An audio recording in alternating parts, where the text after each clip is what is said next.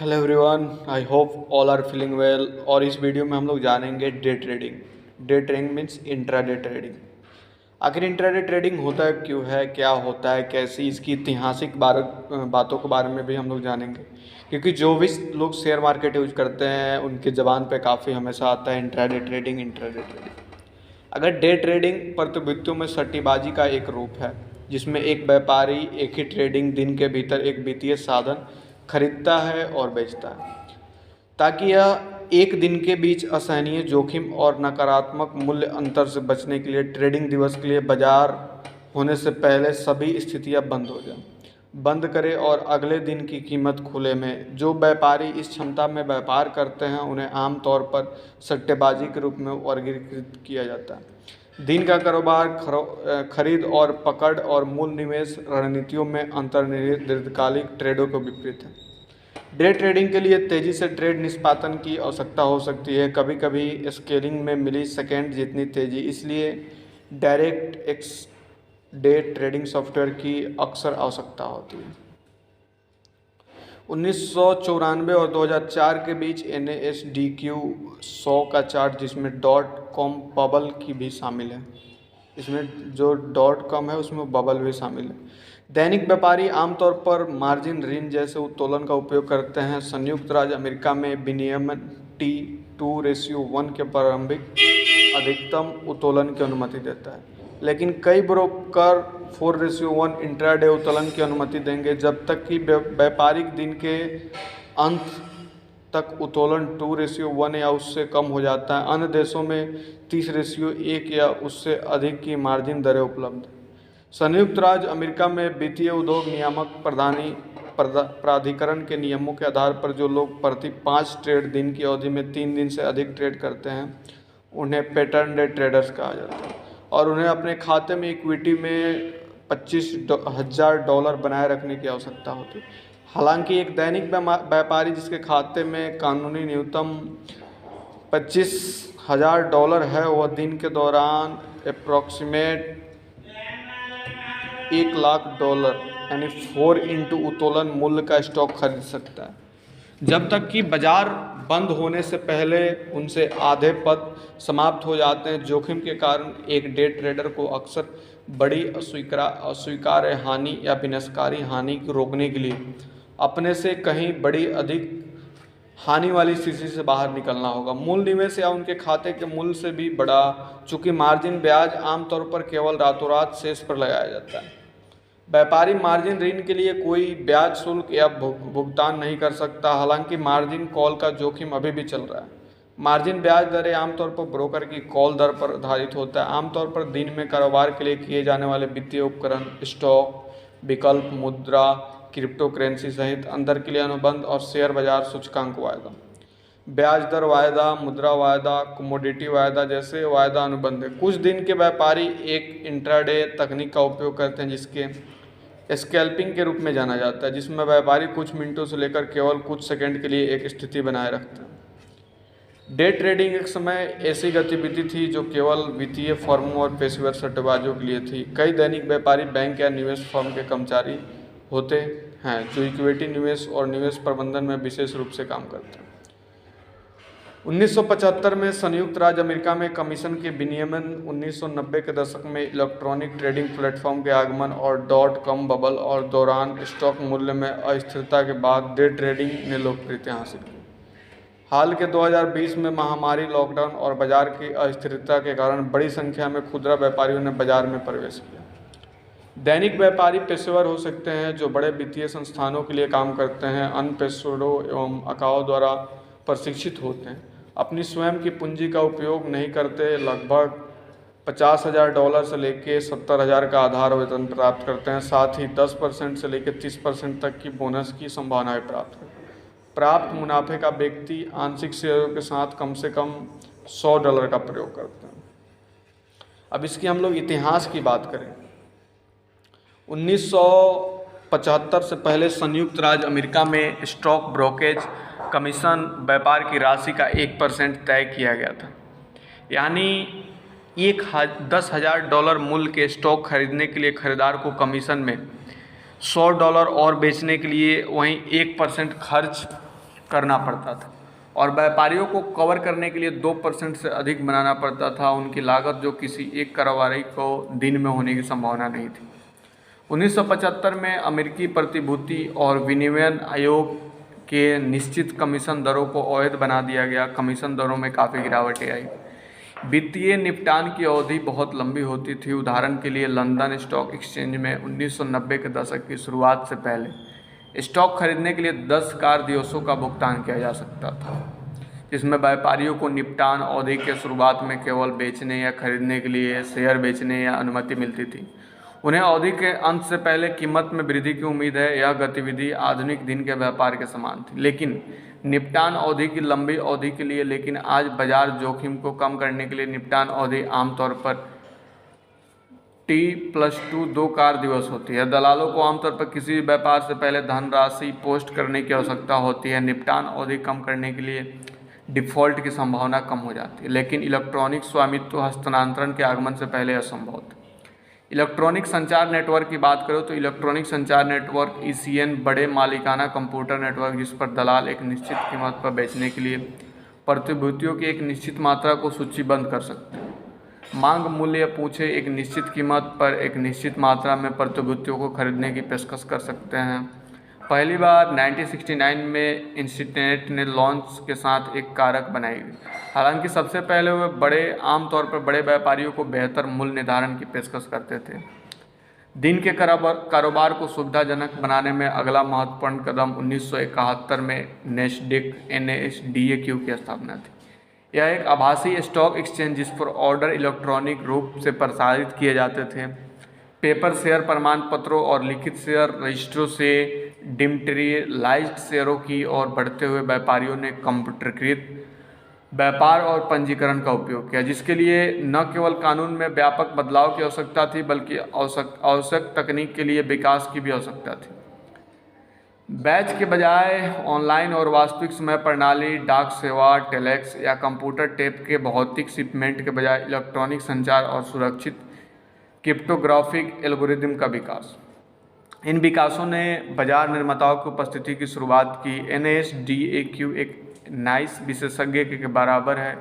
एक बाजार निर्माता के पास खरीदने और बेचने के लिए स्टॉक की एक सूची होती है, साथ ही उसी स्टॉक को खरीदने और बेचने की पेशकश करता है। जाहिर है वह उस कीमत से अधिक कीमत पर स्टॉक बेचने की पेशकश करेगा जिसे वो खरीदने की पेशकश करते हैं। इस अंतर को स्प्रेड के रूप में जाना जाता है। बाजार निर्माता इस बात से उदासीन है कि स्टॉक ऊपर जाता है नीचे, वह बस बेचने की तुलना में कम कीमत पर लगातार खरीदने की कोशिश करता है। एक दिशा में लगातार रुझान होगा, इसके परिणाम स्वरूप बाजार निर्माता को नुकसान होता है, लेकिन रणनीति कुल मिलाकर सकारात्मक है, अन्यथा वो व्यवसाय से बाहर निकल जाएंगे। आज लगभग 500 कंपनियां हैं जो ECN पर बाजार निर्माता के रूप में भाग लेती है। प्रत्येक आम तौर पर 4 से 40 अलग अलग शेयरों में बाजार बनाती है। बिना किसी कानूनी बाध्यता के बाजार निर्माता छोटे स्प्रेड की पेशकश के लिए स्वतंत्र थे। NASDAQ की तुलना में इलेक्ट्रॉनिक संचार नेटवर्क ब्लैक मंडे 1987 के बाद SEC ने ऑर्डर हैंडलिंग नियम को अपनाया, जिसके बाद बाजार निर्माता को नेस्डेक पर अपना सर्वश्रेष्ठ बोली और पूछताछ प्रकाशित करने की आवश्यकता थी। एक और सुधार किया गया था स्मॉल ऑर्डर निष्पादन प्रणाली या SOS के लिए, जिसके लिए बाजार निर्माताओं को बाजार निर्माता की सूचीबद्ध बोली पर तुरंत छोटे ऑर्डर यानी कि 1000 शेयर तक खरीदने या बेचने की आवश्यकता थी। सिस्टम के डिजाइन ने SOIS बैंडिट्स के रूप में जाने जाने वाले व्यापारियों के एक छोटे समूह द्वारा मध्यस्थता को जन्म दिया, जिन्होंने बोली औसत में प्रकाशित होने से पहले कीमतों में उतार चढ़ाव या अनुमान लगाकर बाजार निर्माताओं और छोटे ऑर्डर खरीदने और बेचने में बड़ा मुनाफा कमाया। कीमतें SOAS प्रणाली ने अंततः ECN ने माध्यम से बाजार निर्माताओं के बजाय सॉफ्टवेयर द्वारा व्यापार की सुविधा प्रदान की। 1990 के दशक में अंत में मौजूदा ECN ने छोटे निवेशकों को अपनी सेवा देना शुरू किया। नए ECN उभरे सबसे महत्वपूर्ण द्वीप समूह NYS, आर्का, इंस्टीनेट, सुपरडॉट और आइलैंड ECN द्वीप समूह अंततः एक स्टॉक एक्सचेंज बन गया। 2005 में इन्हें नाइसी द्वारा खरीद लिया गया। व्यक्तियों के लिए एक इलेक्ट्रॉनिक ट्रेडिंग प्लेटफॉर्म के माध्यम से दिन में व्यापार करने की क्षमता 1971 से 2000 की शुरुआत तक तकनीकी मुद्दों में चरम तेजी वाले बाजार के साथ मेल खाती है। जिसे .com बबल के रूप में जाना जाता है। 1997 में 2000 तक नेस्डेक 1200 से बढ़कर 5000 हो गया। बाजार में कम अनुभव वाले कई भोले भाले निवेशकों ने सुबह इन शेयरों को खरीदा और दोपहर में उन्हें 4% मार्जिन दरों पर बेचकर भारी मुनाफा कमाया। तेजी के दौरान अभूतपूर्व मात्रा में व्यक्तिगत निवेश हुआ और लोगों द्वारा अपनी नौकरियां छोड़कर दैनिक व्यापार करने की कहानियां आम थी। मार्च 2000 में यह बुलबुला फूट गया और कई काम अनुभवी दैनिक व्यापारी ने खरीदारी के अनुमान दौरान जिनमें तेजी से या उससे अधिक तेजी से पैसा खोना शुरू कर दी। नेस्डेक 5000 से लेकर 1200 तक दुर्घटनाग्रस्त हो गया। कम अनुभवी व्यापारियों में से कई दिवालिया हो गए। हालांकि स्पष्ट रूप से उस समय कम बिक्री या अस्थिरता पर खेलकर भाग्य बनाना संभव था। स्टॉक ट्रेडिंग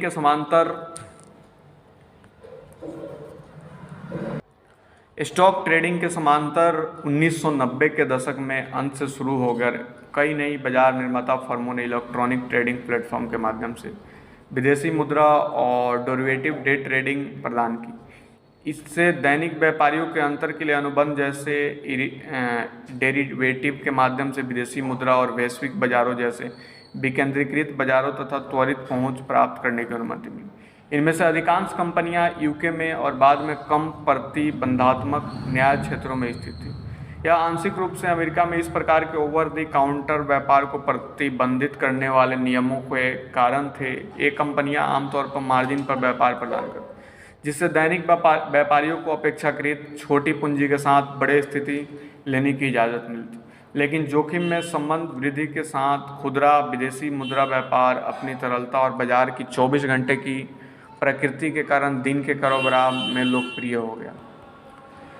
वित्तीय उत्तोलक की प्रकृति और संभावित त्वरित रिटर्न के कारण दिन के कारोबार के परिणाम बेहद लाभदायक से बेहद गैर लाभकारी तक हो सकते हैं। उच्च जोखिम प्रोफाइल वाले व्यापारी या तो भारी प्रतिशत रिटर्न या भारी प्रतिशत हानि उत्पन्न कर सकते हैं। दिन का कारोबार जोखिम भरा है और अमेरिकी प्रतिभूति और विनिमय आयोग ने दिन के व्यापारियों को निम्नलिखित चेतावनी दी। गंभीर वित्तीय नुकसान झेलने के लिए तैयार रहें। दिन के व्यापारी निवेश नहीं करते। डे ट्रेडिंग एक बेहद तनावपूर्ण और महंगा पूर्णकालिक काम है। डे ट्रेडिंग पैसे उधार लेने या मार्जिन पर स्टॉक खरीदने पर बहुत अधिक निर्भर करते हैं। आसान मुनाफे के दावों पर विश्वास न करें। दैनिक व्यापारियों के लिए न्यूज़लेटरों और वेबसाइटों से हॉट टिप्स और विशेषज्ञ सलाह पर ध्यान दें। याद रखें कि शैक्षणिक सेमिनार, कक्षाएं और डे ट्रेडिंग के बारे में किताबें वस्तुनिष्ठ नहीं हो सकती। अपने राज्य प्रतिभूति नियामक के साथ डे ट्रेडिंग फर्मों की जांच करें। अधिकांश दिन व्यापारियों को पैसा खोना पड़ता है। 2019 के एक शोध में पत्र में बर्जिलाई इक्विटी वायदा बाजार में व्यक्तिगत दैनिक व्यापारियों के प्रदर्शन का विश्लेषण किया गया। 2012 से 2017 तक के ट्रेडिंग रिकॉर्ड के आधार पर यह निष्कर्ष निकाला गया कि दिन का कारोबार लगभग समान रूप से लाभ है। हम दिखाते हैं कि व्यक्तियों के लिए आजीविका के लिए एचएफटी और दैनिक व्यापार के साथ प्रतिस्पर्धा करना लाभदायक असंभव है। पाठ्यक्रम प्रदाताओं के दावे के विपरीत हमने उन सभी व्यक्तियों पर गौर किया है उन्होंने 2013 और 2015 के बीच ब्राजीलियाई इक्विटी वायदा बाजार में दिन का व्यापार शुरू किया, जो दुनिया में मात्रा में मामले में तीसरा है और जो कम से कम 300 दिनों तक जारी रहा। उनमें से 97% ने पैसा खो दिया, केवल 0.4% ने कमाया। एक बैंक टेलर यूएस $54 प्रतिदिन से अधिक और शीर्ष व्यक्ति ने बड़े जोखिम के साथ प्रतिदिन केवल 310 रुपये कमाया डॉलर में, यूएस डॉलर में, यानी कि 2560 का मानक विचलन। हमें दिन के कारोबार सीखने में कोई सबूत नहीं है। फोर्ब्स के एक लेख में एक सेक्शन ट्रेडर वेबसाइट के किसी व्यक्ति को उद्धृत करते हुए कहा गया है कि दिन के व्यापारियों के लिए सफलता दर केवल 10% के आसपास होने का अनुमान है, इसलिए 90% पैसा खो रहे हैं केवल एक दिन व्यापारियों के जुड़ते हुए सचमुच पैसा कमाओ। उसके बाद इसकी अगर हम लोग टेक्निक की बात करें, दिन के कारोबार में प्रत्येक व्यापार पर सांख्यिकी बढ़त प्रदान करने के लिए एक ठोस और पूर्वाभ्यास विधि की आवश्यकता होगी। इसके बिना सोचे समझे नहीं किया जा सकता। निम्नलिखित कई बुनियादी व्यापारिक रणनीतियां हैं जिनके द्वारा व्यापारी मुनाफा कमाने या प्रयास करते हैं। इसके अलावा कुछ दिन के व्यापारी दिन के कारोबार में प्रत्येक व्यापार पर सांख्यिकी बढ़त प्रदान करने के लिए एक ठोस और पूर्वाभ्यास निधि की आवश्यकता होती है और इसके बिना सोचे समझे नहीं किया जाना चाहिए। निम्नलिखित कई बुनियादी व्यापारिक रणनीतियाँ हैं जिनके द्वारा व्यापारी मुनाफा कमाने का प्रयास करते हैं।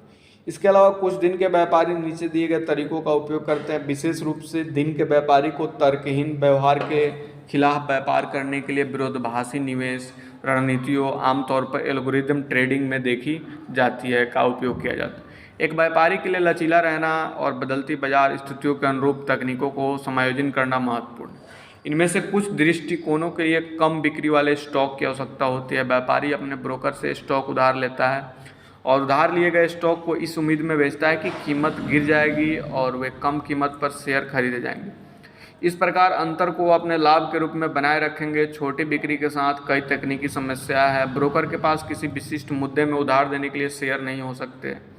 ब्रोकर किसी भी समय अपने शेयर की वापसी के लिए कॉल कर सकता है और अमेरिका में अमेरिकी प्रतिभूतियों और विनिमय आयोग द्वारा कुछ प्रतिबंध लगाए गए हैं शॉर्ट सेलिंग पर ऑप्टिंग। इनमें से कुछ प्रतिबंध विशेष रूप से ऑप्टिक नियम उन शेयरों व्यापार पर लागू नहीं होते जो वास्तव में एक्सचेंज ट्रेंड फंड ETF के शेयर हैं। रुझान अनुसरण कर रहा है। ट्रेड फ्लोइंग या मोमेंटम ट्रेडिंग सभी सीमाओं में उपयोग की जाने वाली एक रणनीति है जिसमें यह माना जाता है कि जो वित्तीय उपकरण लगातार बढ़ रहे हैं वे बढ़ते रहेंगे और गिरावट के साथ इसका विपरीत भी होगा।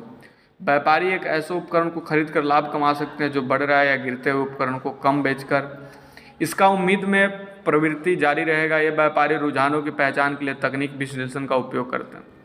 विरोधाभासी निवेश की बात करें तो कॉन्ट्रेरियन निवेश या मार्केटिंग टाइमिंग रणनीति है जिसका उपयोग सभी ट्रेडिंग समय सीमाओं में किया जाता है। यह मानता है कि वित्तीय साधन से लगातार बढ़ रहे हैं उलट जाएंगे और गिरना शुरू हो जाएंगे और इसके विपरीत विरोधाभासी व्यापारी एक ऐसा उपकरण खरीदता है जो गिर रहा है या बढ़ते उपकरण को कम बेचता है। इस उम्मीद में प्रवृत्ति बदल जाएगी। रेंज ट्रेडिंग की अगर हम लोग बात करें तो रेंज ट्रेडिंग या रेंज बाउंड ट्रेडिंग एक ट्रेडिंग शैली है जिसमें उन शेयरों पर नज़र रखी जाती है जो या तो समर्थन मूल्य से बढ़ रहे हैं या प्रतिरोध रूम से गिर रहे हैं। यानी हर बार जब स्टॉक ऊंचाई पर पहुंचता है या तो वापस नीचे फिसलता आ जाता है। इसके विपरीत ऐसे स्टॉक को एक रेंज के कारोबार करना कहा जाता है जो ट्रेडिंग के विपरीत है। इसलिए रेंज ट्रेडर कम कीमत पर या उसके आसपास स्टॉक खरीदता है ऊंचे पर बेचता है और संभवतः कम कीमत पर बेचता है। रेंज ट्रेडिंग से संबंधित दृष्टिकोण एक स्थापित सीमा के बाहर की चाल की तलाश कर रहा है जिससे ब्रेकआउट कीमत बढ़ती है ब्रेकडाउन कीमत नीचे जाती है कहा जाता है। मान लें एक बार सीमा टूट जाने के बाद कीमत कुछ समय तक उसी दिशा में जारी रहेगी। इसमें काला बाजारी की बात करें तो स्कैल्पिंग को मूल रूप से स्प्रेड ट्रेडिंग के रूप में जाना जाता है। स्कैल्पिंग एक व्यापारिक शैली है जहां बोली पूछ प्रसार द्वारा बनाए गए छोटे मूल्य अंतर का सट्टेबाज द्वारा फायदा उठाया जाए। इसमें आमतौर पर किसी स्थिति को शीघ्रता से स्थापित करना समाप्त करना शामिल होता है आमतौर पर मिनटों या सेकंड के भीतर। Of the floor day trading के लिए अत्यधिक तरल उपकरणों को तैयार रखने में जोखिम को कम करते हुए त्वरित लाभ लेना शामिल है। यह प्रमुख बिंदुओं पर बाजार में प्रवेश करने और छोटी चालों से त्वरित लाभ के लिए तकनीकी विश्लेषण अवधारणाओं जैसे अधिक कम खरीदी समर्थन और प्रतिरोध क्षेत्रों के साथ साथ ट्रेड लाइन ट्रेडिंग चैनल को लागू करता है। स्केलिंग का मूल विचार बाजार की अक्षमता का फायदा उठाना है। जब अस्थिरता बढ़ती है और ट्रेडिंग रेंज का विस्तार होता है तो स्कैल्पर्स फेड तकनीक का भी उपयोग करते हैं। जब स्टॉक का मूल्य अचानक बढ़ जाता है तो वो उन प्रतिभूतियों को कम बेच देते हैं जिनका मूल्य अधिक लगता है। अगर इसकी छूट और व्यापार की बात करें तो रिवर्स ट्रेडिंग एक इक्विटी ट्रेडिंग शैली है जो लाभ और राजस्व के प्राथमिक स्रोत के रूप में ECN छूट का उपयोग करती है। अधिकांश ECN उन ग्राहकों को कमीशन लेते हैं जो उपलब्ध सर्वोत्तम कीमत पर अपने ऑर्डर तुरंत भरना चाहते हैं, लेकिन ECN उन खरीदारों या विक्रेताओं को कमीशन का भुगतान करते हैं जो सुरक्षा में बाजार निर्माण बनाने वाले सीमा आदेश देकर तरलता जोड़ते हैं। छूट व्यापारी इन छूटों में पैसा कमाना चाहते हैं और आमतौर पर कम कीमत उच्च मात्रा वाले शेयरों या व्यापार करके अपने रिटर्न को अधिकतम करेंगे। यह उन्हें अधिक शेयर का व्यापार करने और पूंजी की एक निर्धारित राशि के साथ अधिक तरलता का योगदान करने में सक्षम बनाता है, जबकि जोखिम को सीमित करता है। वह स्टॉक में एक स्थिति से बाहर निकलने में सक्षम नहीं हो। अगर समाचार व्यापार की बात करें तो समाचार पर व्यापार की मूल रणनीति या स्टॉक को खरीदने या जिससे अभी भी अच्छी खबर की घोषणा है या बुरी खबर का कम बिक्री करना, इस तरह की घटनाएं त्वरित लाभ या हानि का सबसे बड़ा मौका देती है। यह निर्धारित करता है कि समाचार अच्छा है या बुरा। स्टॉक की कीमत कार्रवाई से निर्धारित किया जाना चाहिए, क्योंकि बाजार की प्रतिक्रिया स्वयं समाचार के स्वर से मेल नहीं खा सकती। ऐसा इसलिए क्योंकि घटना की अफवाहें अनुमान जैसे बाजार में उद्योग विश्लेषकों द्वारा जारी किए गए आधिकारिक लीड से पहले ही प्रसारित हो चुके हैं, जिसमें कीमतों के प्रत्याशा में वृद्धि होगी। इसलिए आधिकारिक समाचार के कारण कीमतों में होने वाले उतार चढ़ाव इस बात से निर्धारित होगा कि समाचार बाजार की अपेक्षा सापेक्ष कितना अच्छा है कि निरपेक्ष रूप से या कितना अच्छा है। उसके बाद अगर हम लोग यहाँ पे बात करें मूल क्रिया व्यापार की, तो मूल कार्रवाई व्यापार तकनीकी विश्लेषण पर निर्भर करता है, लेकिन पारंपरिक संकेतकों पर निर्भर नहीं करता। यह व्यापारिक मूल आंदोलन, चैट पैटर्न, वॉल्यूम और अन्य कच्चे बाजार डेटा के संयोजन पर भरोसा करता है, ताकि यह पता लगाया जा सके उनके व्यापार करना चाहिए या नहीं। इससे व्यापार के लिए न्यूनतम दृष्टिकोण के रूप में देखा जाता है, लेकिन यह किसी भी अन्य व्यापारिक पद्धति से आसान नहीं। बाजार कैसे काम करते हैं, बाजार के मूल सिद्धांत को समझने के लिए एक पृष्ठभूमि की आवश्यकता है। हालांकि इस पद्धति का लाभ यह है कि यह विस्तृत किसी भी बाजार, स्टॉक, विदेश मुद्रा, वायदा, सोना, तेल आदि में प्रभावी। बाजार तटस्थ व्यापार की बात करें तो बाजार तटस्थ व्यापार एक रणनीति है जो किसी जोखिम को कम करने के लिए डिजाइन किया गया, जिसमें एक व्यापार एक सुरंग में एक लंबी स्थिति लेता है और दूसरी संबंधित सुरक्षा में छोटी स्थिति लेता है। एल्गोरिदम ट्रेडिंग की बात करें तो यह अनुमान लगाया गया है कि संयुक्त राज्य अमेरिका में 75% से अधिक स्टॉक ट्रेडिंग एल्गोरिदम ट्रेडिंग या उच्च आवृत्ति ट्रेडिंग द्वारा उत्पन्न होते हैं। एल्गोरिदम और मात्रात्मक तकनीकों को बढ़ते उपयोग से अधिक प्रतिस्पर्धा और कम मुनाफा हुआ।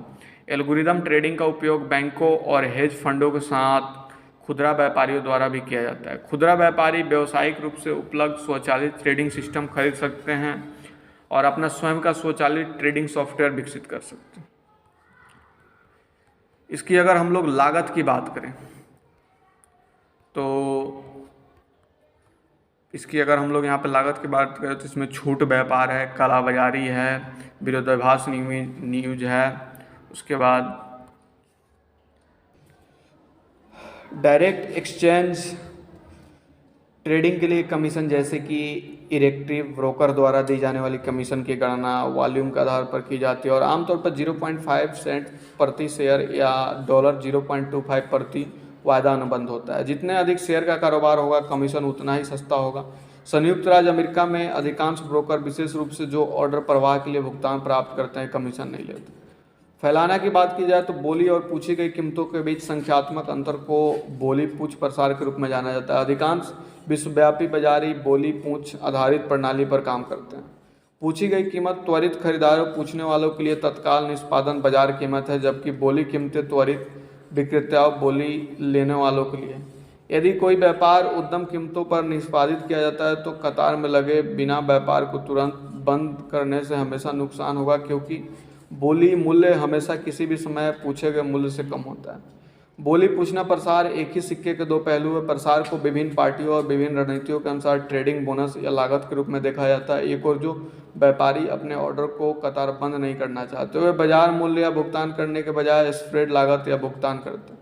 दूसरी ओर जो व्यापारी कतार में लगना चाहते हैं और निष्पादन की प्रतीक्षा करना चाहते हैं, उन्हें स्प्रेड बोनस प्राप्त होता है।